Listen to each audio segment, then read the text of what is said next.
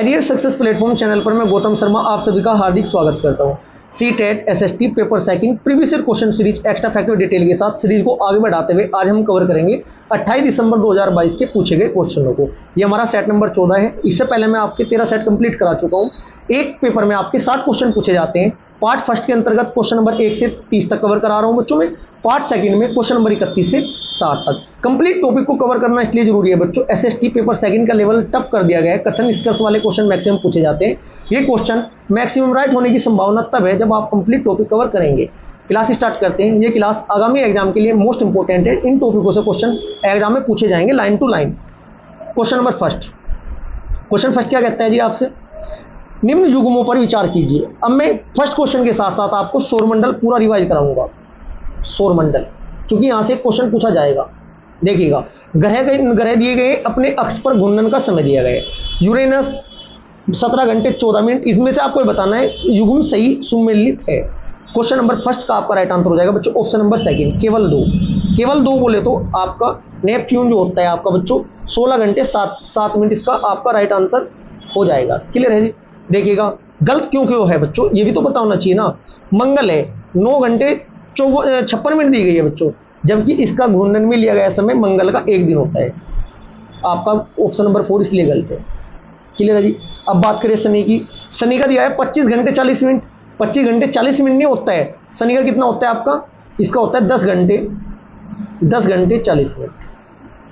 जो next slide में पूरी लिस्ट है, सब कुछ कवर कराऊंगा। आप कंप्लीट क्लास शॉर्ट मूवी की तरह देखते जाइए और अपनी एसएसटी की तैयारी बहुत जबरदस्त कर लीजिएगा। इसके बाद बात करते हैं यूरेनस कितना दिया है बच्चों, यूरेनस का 17 घंटे 14 मिनट दिया गया है, लेकिन इसमें भी आपका डिफरेंस है। चलो मैं आपको कवर करा देता हूँ पूरी लिस्ट। क्वेश्चन नंबर फर्स्ट का आपका राइट आंसर होगा केवल 2। नेपच्यून 16 घंटे 7 मिनट आपका राइट आंसर हो जाएगा। देखिएगा फर्स्ट क्या कहता है बच्चों। अब लिस्ट देखते हैं। आप सभी को पता है कितने ग्रह होते हैं, 8। चलो ग्रहों को पहले देखते हैं आकार व दूरी के अनुसार। सूरज से बढ़ती दूरी के अनुसार ग्रहों को एक बार रिवाइज करते हैं। इतना आपको पता ही होगा। कुल 8 ग्रह होते हैं प्यारे बच्चों। कितने ग्रह होते हैं, 8। हम पेन चेंज कर लेते हैं। सबसे पहले आपको साइज को तो याद करना है एस से। साइज को मैं एस से डिनोट करता हूं और दूरी को मैं डी से डिनोट करता हूं, डी। अब देखिएगा एस मतलब सबसे बड़ा साइज किसका है, बृहस्पति का है। नंबर 2 पर आपका शनि आता है आकार के अनुसार। नंबर 3 पर आपका अरुण आता है। नंबर 4 पर आपका वरुण आता है। नंबर 5 पर आकार के अनुसार S5 पर पृथ्वी आती है। S6 पर आपका मंगल आता है। X7 पर आपका शुक्र आता है। S8 पर आपका बुध आता है। इसका तात्पर्य ये हुआ सबसे बड़ा ग्रह आपका बृहस्पति, सबसे छोटा ग्रह आपका बुध। आकार के अनुसार पृथ्वी का बार बार एग्जाम में पूछा जाता है। कौन से नंबर का ग्रह आकार के अनुसार पृथ्वी, 5वें नंबर का। अब दूरी के अनुसार मैं आपको कवर करा देता हूँ। बुध पर D1 लिखना है आपको, शुक्र पर D2, पृथ्वी पर D3, मंगल पर D4। इसका मतलब दूरी के अनुसार सबसे पास कौन सा ग्रह, बुध है। नंबर 2 पर आपका शुक्र आता है। नंबर 3 पर आपका पृथ्वी आती है। नंबर 4 पर आपका मंगल आता है। S5 पर लिखोगे आप बृहस्पति, बृहस्पति पर S5, शनि पर S6, अरुण पर S7 और भाई आपका वरुण पर S8। दूरी के अनुसार और आपका आकार के अनुसार मैं आपको कवर करा चुका हूँ। पृथ्वी का आपको याद रखना है। आकार के अनुसार कौन सा, पृथ्वी का नंबर 5वां, और दूरी के अनुसार आपका D3 पर आपका पृथ्वी आती है। यहाँ से क्वेश्चन बार बार रिपीट होता है। जो स्टार्टिंग के 4 ग्रह होते हैं कौन कौन से, आपका बुध, शुक्र, पृथ्वी और मंगल। इनको पार्थिव ग्रह बोला जाता है या आंतरिक ग्रह भी कहा जाता है या टेरेस्ट्रियल प्लैनेट भी बोला जाता है, स्टार्टिंग के 4 को। और जो आपके बाहर के 4 होते हैं, बाहर के मतलब नेक्स्ट 4 होते हैं कौन कौन से, बृहस्पति, शनि, अरुण, वरुण। इनको बृहस्पति की ग्रह भी बोला जाता है, ठीक है जी बच्चों, या गैसीय ग्रह भी बोला जाता है, या जोवियन प्लैनेट भी इनको बोला जाता है। एक एग्जाम में बार बार पॉइंट रिपीट होने वाले हैं। क्षुद्र ग्रह कहाँ पाए जाते हैं, क्षुद्र ग्रह किस किस के मध्य बच्चों, ये आपका मंगल हुआ, ये आपका बृहस्पति हुआ। मंगल और बृहस्पति के मध्य कौन से ग्रह पाए जाते हैं बच्चों, क्षुद्र ग्रह पाए जाते हैं। क्लियर है। अब देखते हैं जो लिस्ट में आपको कवर कराना चाह रहा हूँ। देखिएगा सभी स्टूडेंट, बुध नंबर 1 पर बुध। सूर्य से दूरी कितनी है, लगभग सूर्य से दूरी है बुध की 5.79 करोड़ किलोमीटर। परिभ्रमण काल कितना है बच्चों, परिभ्रमण काल है इसका 88 दिन। परिभ्रमण काल कितना है, 88 दिन। ये क्वेश्चन एग्जाम में बार बार रिपीट होता है, डायरेक्ट पूछा जाता है। परिक्रमण अवधि कितनी है, 58 दिन। क्लियर है जी। अक्ष पर झुकाव कितना, 0 डिग्री। व्यास व्यास इसे पूछने की जरूरत नहीं। दो ग्रह ऐसे हैं जिनका कोई उपग्रह नहीं है, एक तो जीरो किसके दिखा रहे हैं, बुध के, एक जीरो किसके दिखा रहे हैं, शुक्र के। दो ग्रह कौन कौन से जिनका कोई उपग्रह नहीं है, बुध और शुक्र। ये थोड़ा अपडेट नहीं है बच्चों, ये थोड़ा पुरानी आपकी स्लाइड है, क्योंकि यहाँ पर 145 हो चुके हैं शनि के लेटेस्ट जो डाटे के अनुसार। ठीक है जी। इसके बाद हम बात करते हैं शुक्र की कितना है भ्रमण काल बच्चों, 224.7 दिन है। परिक्रमण अवधि कितनी है, 243 दिन है। ठीक है जी। पृथ्वी का कितना है, 365.26 दिन है बच्चों। परिक्रमण काल पृथ्वी का कितना है, 25 घंटे 26 मिनट 23 सेकेंड। झुकाव कितना है, 23.5 डिग्री। क्लियर है जी। पृथ्वी का एकमात्र उपग्रह चंद्रमा। इसकी व्यास भूमध्य रेखा व्यास कितना है, डायरेक्ट पूछा जा सकते हैं, 12,756। मंगल ग्रह 657 दिन 24 घंटे 37 मिनट और 23 सेकंड लगते हैं मंगल को। क्लियर है जी। बृहस्पति को कितने लगते हैं, 9 घंटे 50 मिनट 30 सेकंड। शनि ग्रह को कितने लगते हैं, 10 घंटे 14 मिनट। ठीक है जी। इसके बाद अरुण को कितने लगते हैं, 16 घंटे 10 मिनट लगते हैं अरुण को। ठीक है जी। वरुण को कितने लगते हैं, 16 घंटे लगते हैं। ये आप लिस्ट के अकॉर्डिंग कुछ भी आपसे नेक्स्ट एग्जाम में पूछा जा सकता है, इसलिए इस स्लाइड को कंप्लीट कवर कर लीजिएगा। Next question number second. Question second क्या कहता है, अंतर्राष्ट्रीय तिथि रेखा के बारे में निम्न में से कौन सा कथन सत्य है, सही है। हम रट्टाफिकेशन नहीं करने के, अच्छे से अकॉर्डिंग टू मैप कवर करेंगे कंप्लीट डाटा। ऑप्शन फर्स्ट क्या कहता है जी, ऑप्शन फर्स्ट आपका है, अंतर्राष्ट्रीय तिथि रेखा एक सीधी रेखा है जो उत्तरी ध्रुव को दक्षिण ध्रुव से जोड़ती है। ये आपका क्या सही है, सीधी रेखा नहीं है, आपका गलत हो जाएगा। सीधी रेखा नहीं है क्योंकि 4 बार मोड़ी गई है, दिखाऊंगा कहाँ कहाँ मोड़ी गई है। इसके बाद देखिएगा, अंतर्राष्ट्रीय तिथि रेखा केवल एक जलीय भाग से होकर गुजरती है। अंतर्राष्ट्रीय तिथि रेखा केवल जलीय भाग से होकर गुजरती है। ऑप्शन सेकंड आपका देखते हैं नेक्स्ट पढ़कर, जो बिल्कुल सुटेबल होगा वो राइट आंसर लगाएंगे। ऑप्शन थर्ड क्या कहते हैं, अंतर्राष्ट्रीय तिथि रेखा जलीय एवं स्थलीय दोनों भागों से होकर गुजरती है। अंतर्राष्ट्रीय तिथि रेखा लगभग 0 डिग्री देशांतर का अनुसरण साथ साथ करती है। आपको बताना है इनमें से आपको कौन सा सही हो जाएगा। राइट आंसर होगा क्वेश्चन नंबर सेकंड का सेकंड, अंतर्राष्ट्रीय तिथि रेखा केवल जलीय भाग से होकर गुजरती है। इसमें आपको बताना क्या था, आपको बताना था सही कौन सा है। ठीक है जी। अब मैप के अकॉर्डिंग आपको कवर कराता हूँ, क्योंकि मैप के अकॉर्डिंग कवर करना बहुत जरूरी है बच्चों, क्योंकि यहीं से क्वेश्चन एग्जाम में पूछे गए हैं। देखिएगा, पहले मैप अच्छे से समझ लेना, उसके बाद कोई इतनी बड़ी प्रॉब्लम नहीं होने की आपको सोल्व करने में। देखिएगा, ये होता है आपका नॉर्थ पोल, ये आपका कौन सा नॉर्थ पोल होता है, ये होता है नॉर्थ पोल, ये होता है साउथ पोल। डायरेक्ट पूछा जा सकते हैं, जो नॉर्थ पोल और साउथ पोल को मिलाने वाली रेखा होती है उसे अंतर्राष्ट्रीय तिथि रेखा कहते हैं। क्लियर है जी। ये आपकी सीधी तो है नहीं, देखो जिगजैग है, मुड़ी हुई है। नेक्स्ट स्लाइड में बताऊंगा कितनी मुड़ी हुई है, कहाँ कहाँ मुड़ी हुई है। क्लियर जी। अंतर्राष्ट्रीय तिथि रेखा एक काल्पनिक रेखा होती है जो ग्लोब पर 180 डिग्री या उत्तर के लगभग समांतर निर्धारित की गई है। अंतर्राष्ट्रीय तिथि रेखा 180 डिग्री देशांतर के सारे निर्मित हुई है। 180 डिग्री देशांतर दाएं या बाएं मुड़ जाती है ताकि स्थलीय भागों को विभाजन न हो और लोगों को तिथियों के बारे में भ्रम न हो।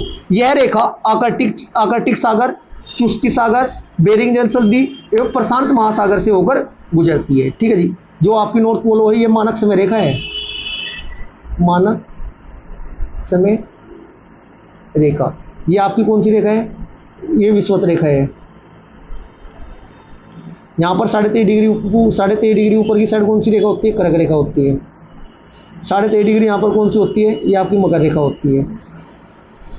ठीक है जी। नेक्स्ट देखते हैं थोड़ा, नेक्स्ट स्लाइड में देखिएगा प्यारे स्टूडेंट, जो आपका ये रेखा है, ये बीच वाली, ये तो अंतर्राष्ट्रीय मानक समय रेखा है।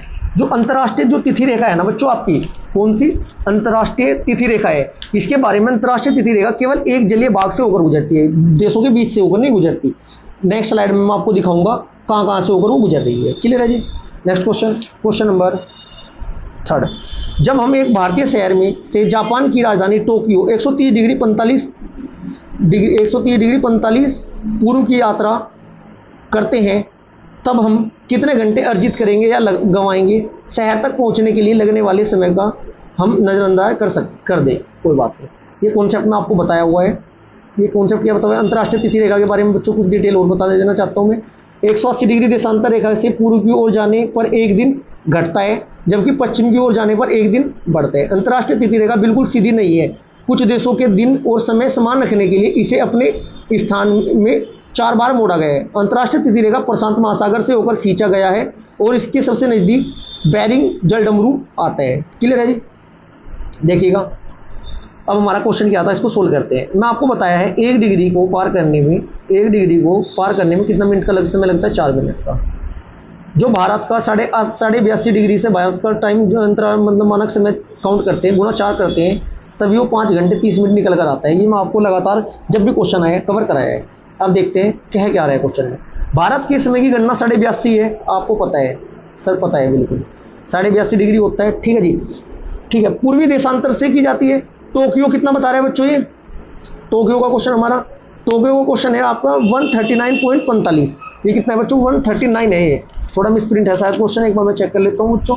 क्वेश्चन थोड़ा मिस प्रिंट है या राइट है आपका। क्वेश्चन नंबर है आपका 3rd, एक बार देख लेते हैं इसको। क्वेश्चन नंबर 3rd आपका 130 है, कितना है क्वेश्चन नंबर, देखिएगा क्वेश्चन नंबर आपका है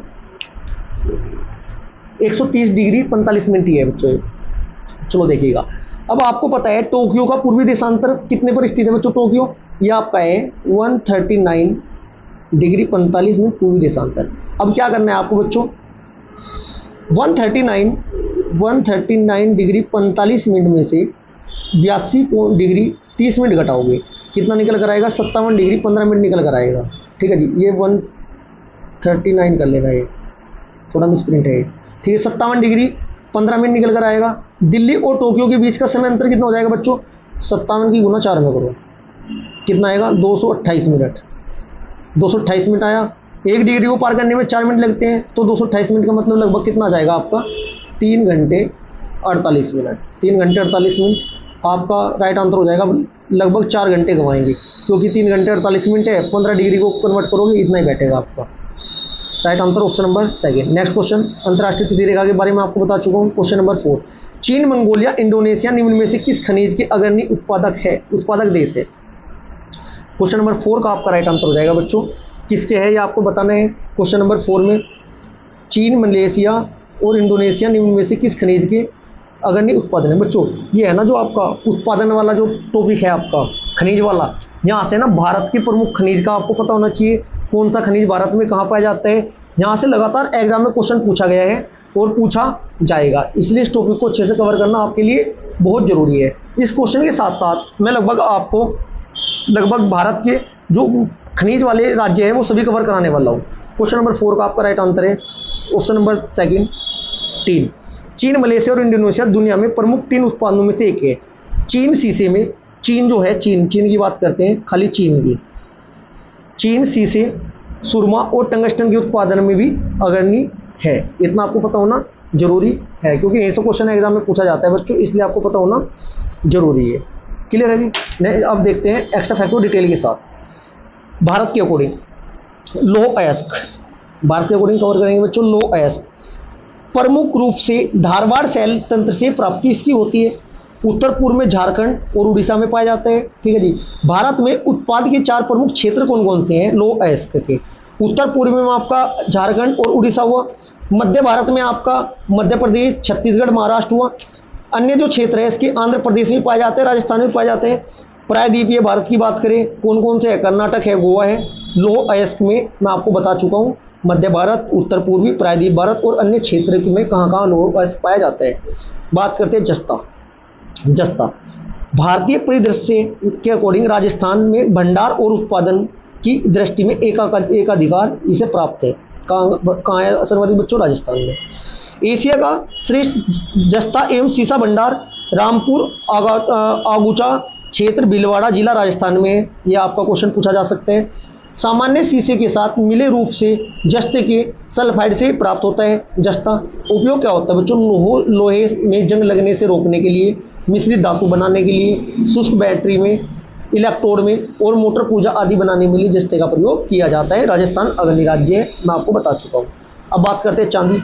भारत में चांदी अयस्क का भंडार शीर्ष राज्य अप्रैल 2020 के अकॉर्डिंग डाटा है। नंबर 1 पर आपका राजस्थान है, चांदी में नंबर 2 कर्नाटक है, नंबर 3 झारखंड है, नंबर 4 आंध्र प्रदेश है, नंबर 5 उत्तराखंड है। क्लियर है जी। अब बात करें भारत में तांब भंडार में शीर्ष राज्य अप्रैल 2020 के डाटे के अकॉर्डिंग नंबर 1 पर राजस्थान, नंबर 2 पर झारखंड, नंबर 3 पर आपको मध्य प्रदेश। तांबा अयस्क उत्पादन में शीर्ष राज्य बच्चों 2020-21 के अकॉर्डिंग मध्य प्रदेश, राजस्थान 2 पर, झारखंड 3 पर। भंडार और उत्पादन में डिफरेंस होता है। इसलिए दोनों क्वेश्चनों को अच्छे से डिफरेंस के अकॉर्डिंग कवर कर लीजिएगा।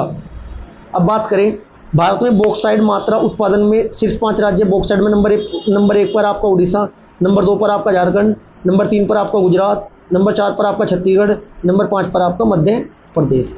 अब बात करें छत्तीसगढ़ के बॉक्साइट बहुल्य क्षेत्र कौन कौन से होते हैं? कबीरधाम, सरगुजा, कांकेर, कोडागांव, बीजापुर, जसपुर, कोरबा, बलरामपुर और जगदलपुर में ये पाया जाता है। ये क्षेत्र है बॉक्साइट के छत्तीसगढ़ के अंदर। नेक्स्ट क्वेश्चन, क्वेश्चन नंबर 5, नगर निगम में चुने गए सदस्यों को कहते हैं, क्या कहते हैं? क्वेश्चन नंबर 5 का आपका राइट आंसर हो जाएगा नगर निगम में चुने गए सदस्यों को पार्षद कहते हैं। ऑप्शन नंबर 4 आपका राइट आंसर हो जाएगा। क्लियर है जी। नेक्स्ट क्वेश्चन, जो भारत में पंचायती राज व्यवस्था वो 3 स्तरीय है, कौन कौन से होते हैं? ग्राम स्तर, मध्यवर्ती स्तर और जिला स्तर। इसे बोलते हैं ग्राम स्तर, ब्लॉक स्तर और जिला स्तर। क्लियर है जी। बलवंत राय मेहता द्वारा ये त्रिस्तरीय पंचायती राज व्यवस्था लागू की गई थी। क्वेश्चन नंबर 6, वर्तमान महाराष्ट्र में रहे संतों के बारे में निम्नलिखित कथनों को पढ़िए और उपयुक्त विकल्प चुनिए। क्वेश्चन नंबर 6 क्या कहते हैं? 13वीं से 17वीं शताब्दी में हुए कवि संतों ने सभी प्रकार के कर्मकांडों और जन्म आधारित अंतरों का विरोध किया। इन कवि संतों ने रोजी रोटी कमाने और विनम्रता पूर्वक जरूरतमंद साथी व्यक्तियों की सेवा करते हुए जीवन बिताने को अधिक पसंद किया है। क्वेश्चन नंबर 6 का राइट आंसर ए और बी आपके दोनों सही हो जाएंगे। नेक्स्ट क्वेश्चन, क्वेश्चन नंबर 7, कौन सा सही सुमेलित है? बख्शी सैनिक वेतनाधिकारी होता था, सद्र धार्मिक और धर्मार्थ किए जाने वाले मंत्री होते थे, इक्तादार सैन्य कमांडर होते थे, कोतवाल नगर का पुलिस अधिकारी होता था। आपको इनमें से अकॉर्डिंग टू ऑप्शन बताना कौन सा राइट आंसर आपका सही हो जाएगा। राइट आंसर होगा बच्चों बख्शी। बख्शी क्या होता था बच्चों? सैन्य वेतनाधिकारी या भुगतान करता होता था। बिल्कुल सही है आपका। ब्लैंक कर लेते हैं, जो सही होगा उसे सही पर टिक करेंगे, जो गलत होगा उसे गलत कर देंगे। ठीक है जी। इसके बाद आपका सदर जो होता है, सदर जो था आपका धार्मिक और धर्मार्थ किए जाने वाले मंत्री थे। ये भी आपका बिल्कुल सही है। थर्ड बात करते हैं, जो आपका इक्तादार होता था बच्चों, इक्तादार, इसे फौजदार भी कहते थे। इसे इक्तादार बच्चों, जो सैन्य कमांडर था ना, सैन्य कमांडर इक्तादार नहीं था, ये गलत लिखा हुआ। सैन्य कमांडर इक्तादार नहीं था, फौजदार था। फौजदार था ना कि इक्तादार। आपका सी गलत हो जाएगा। कोतवाल नगर अधिकारी होता था पुलिस का, वो भी ठीक है। ए, बी व डी आपका राइट आंसर हो जाएगा। नेक्स्ट क्वेश्चन, क्वेश्चन नंबर 8, निम्नलिखित में से कौन सा शब्द मध्य प्रदेश में घुमंतु खेती के लिए इस्तेमाल होता है? क्वेश्चन नंबर 8 का राइट आंसर होगा ऑप्शन नंबर 2 बेवड़। झूम खेती को स्लेश एंड बर्न एग्रीकल्चर या शिफ्टिंग कल्टिवेशन के नाम से भी जाना जाता है। क्लियर है जी। इसे मैक्सिको में किस नाम से जाना जाता है? इसे मैक्सिको में कहा जाता है मिल्पा। मिल्पा कहा जाता है मैक्सिको में। ये क्वेश्चन आपका पूछा जा सकता है। इसको मैक्सिको में क्या कहा जाता है? मिल्पा। ब्राजील में रिपीट हुआ है, ब्राजील वाला क्वेश्चन ये कई बार एग्जाम में मैं कवर करा चुका हूँ इस क्वेश्चन को। ब्राजील में इसे रोका। ठीक है जी। मलेशिया में इसे क्या कहा जाता है बच्चों? मलेशिया में इसे लाडांग कहा जाता है। ठीक है। इसके बाद आपका बेवर, एक इसमें क्या है बच्चों? ये बेवर नहीं होता बच्चों, थोड़ा ये भी मिसप्रिंट है। इसे बोलते हैं बेवर, भी आपको देखा मिल सकता है। बेवर एक प्रकार की ना झूम खेती होती है, जो मध्य प्रदेश के बहुत सारे हिस्सों में प्रचलित है। क्लियर है जी। क्वेश्चन नंबर 9, 19वीं सदी के आरंभ में सामाजिक परिवर्तनों के संदर्भ में कथन ए व बी पढ़िए। 19वीं सदी की शुरुआत में ही हमें सामाजिक रीति रिवाजों और मूल्य मान्यताओं के संबंध में बहस मुबाहिसे और चर्चाओं को स्वरूप प्रदान बदलता दिखाई देता है। बी, इसकी एक अहम वजह यह है कि संसार में नए तरीकों जैसे किताबें, अखबार, पत्रिकाएं और पर्चे छपना का विकास हो रहा है। क्वेश्चन नंबर 9 का राइट आंसर ए बी सही है। बी ए की व्याख्या करता है। नेक्स्ट क्वेश्चन, क्वेश्चन नंबर 10, ए और आर को पढ़े और सही उत्तर दे। डॉक्टर भीमराव अम्बेडकर ने बचपन में रोजमर्रा की जिंदगी में जातिगत पक्षपात झेला था। भीमराव अम्बेडकर के पिता एक सैनिक स्कूल में पढ़ाते थे। सही विकल्प चुने। क्वेश्चन नंबर 10 का आपका राइट आंसर होगा ए बी दोनों सही है, लेकिन आर सही व्याख्या ए की नहीं है, ए की। भाई उन्होंने रोजमर्रा में जिंदगी में जाति पक्षपात झेला, इसका मतलब थोड़ा उनके पापा स्कूल में पढ़ा हुआ था इसलिए झेला। ये कहाँ से इसकी व्याख्या करेगा? इसलिए आपका ऑप्शन नंबर बी हो जाएगा। दोनों सही है लेकिन व्याख्या नहीं कर रहा है। क्लियर है। नेक्स्ट क्वेश्चन, क्वेश्चन नंबर 11, ए कथन क्या कहते हैं, ईवी रामास्वामी ने भूतपूर्व मद्रास प्रेसिडेंसी में स्वाभिमान आंदोलन शुरू किया और उन्होंने ऐसा लोगों को समाज में जातिगत भेदभाव के खिलाफ संघर्ष कराने के लिए किया। क्वेश्चन नंबर 11 का राइट आंसर होगा ऑप्शन नंबर ए आर दोनों सही है। आर ए है ना, जो ए की आर सही व्याख्या करता है। क्वेश्चन नंबर 12, किसने जिन्ना के दो राष्ट्र सिद्धांत का विरोध किया? क्वेश्चन नंबर 12 का आपका राइट आंसर हो जाएगा। किसने किया था बच्चों?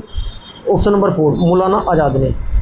मौलाना आज़ाद ने किया था ये, ठीक है जी। मौलाना आज़ाद इस्लाम के विद्वान और वहादत ए दीन की धारणा के प्रतिपादक थे।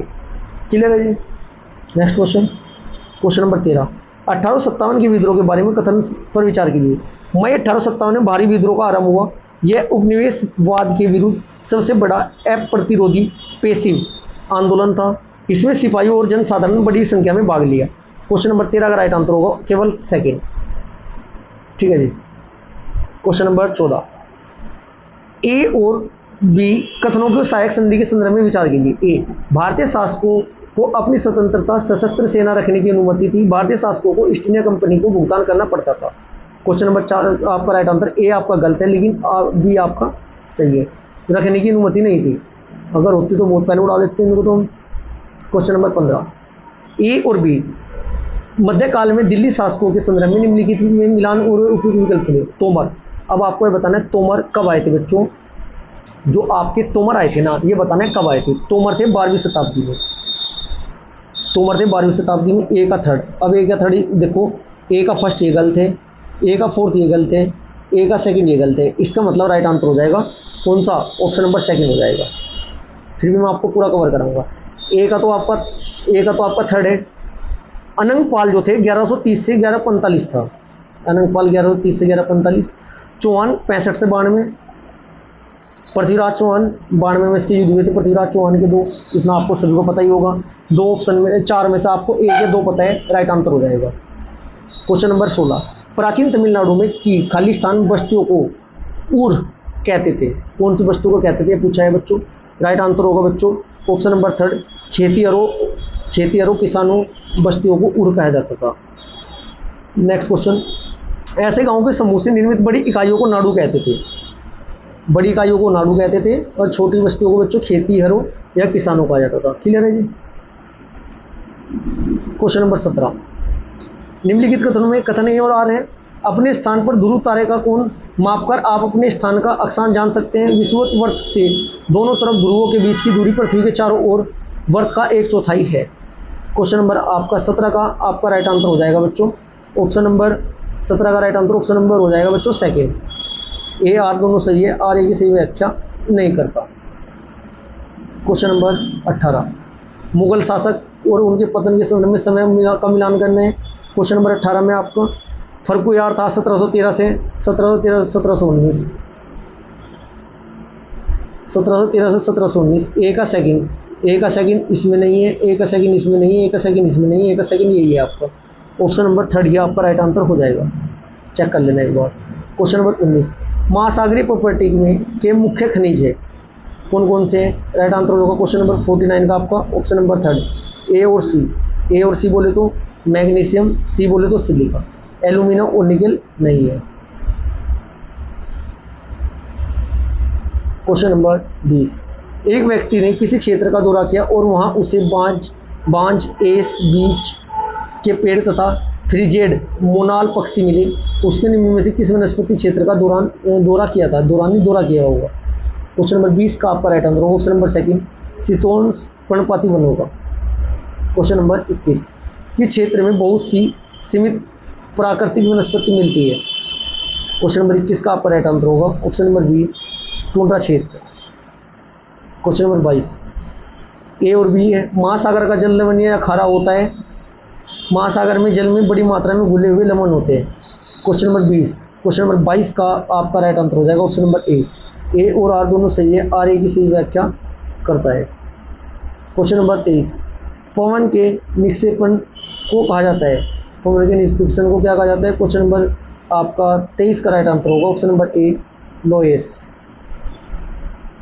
क्वेश्चन नंबर 24, जिस स्थान पर कोई नदी किसी अन्य जलराशि से मिलती है उसे कहते हैं, उसे क्या कहते हैं बच्चों। क्वेश्चन नंबर 54 का आपका राइट आंसर होगा नदी मुहाना। जहाँ अपना जल गिराती है, क्या कहते हैं बच्चों से? नदी मुहाना।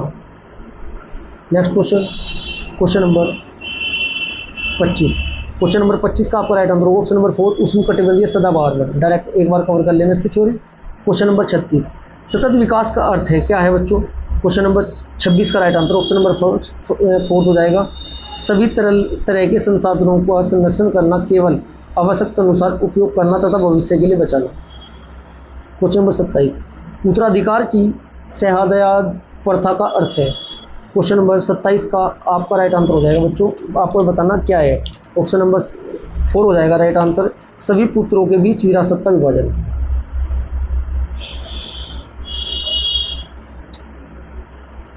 क्वेश्चन नंबर 28, सीढ़ीनुमा खेती में जमीन के छोटे टुकड़ों के किनारे को ऊपर उठा दिया जाता था ताकि, बच्चों ऐसा क्यों कर सकते हैं? 58 का राइट आंसर ऑप्शन नंबर 2, पानी टुकड़ों के भीतर रुका रहे। ठीक है जी। क्वेश्चन नंबर 29, एक बाजार में पक्की दुकानें से होती है। क्वेश्चन नंबर 29 का आपका राइट आंसर होगा ऑप्शन नंबर 2, ए व बी आपका सही हो जाएगा। क्वेश्चन नंबर 30, मराठी में लिखे भक्ति गीतों को किस नाम से जाना जाता था? आपको बताना है मराठी में लिखे हुए जो भक्ति गीत थे उन्हें किस नाम से जाना जाता था। राइट आंसर होगा आपका ऑप्शन नंबर 4, अभंग। मराठी में लिखे गए भक्ति भजनों को अभंग के रूप में जाना जाता था। इसमें नामदेव भारतीय मध्यकाल के एक प्रमुख कवि एवं संत थे जिन्होंने मराठी भाषा में रचना की थी। इन्होंने कई अभंग को बोले तो भजन बोल सकते हैं इनको, भजन साधारण भाषा में भजन लिखे हैं। क्लियर है जी। ये हमारा सेट नंबर 4, सेट नंबर हमारा ये 14 पार्ट फर्स्ट क्वेश्चन नंबर 1 से 30 तक यहीं पर समाप्त होता है। नेक्स्ट पार्ट में आपका पार्ट सेकंड जल्दी आपको प्रोवाइड करा दूंगा। नेक्स्ट क्लास आपकी पार्ट सेकंड की होने वाली है 28 दिसंबर 2022 का सेट 14 का पार्ट सेकंड। क्लास अच्छी लगी तो वीडियो को लाइक करें, शेयर करें। यदि अभी तक चैनल को सब्सक्राइब नहीं किया तो चैनल को सब्सक्राइब जरूर करें। Thank you.